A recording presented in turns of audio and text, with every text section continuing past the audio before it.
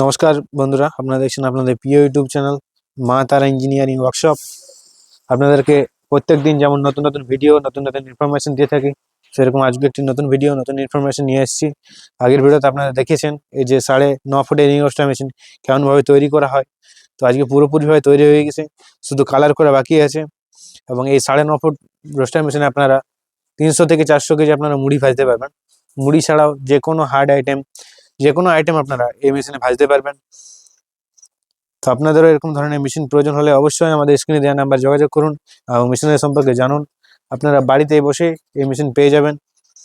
আমাদের স্ক্রিনে দেওয়া নাম্বারে কল করে আপনারা অর্ডার করতে পারবেন।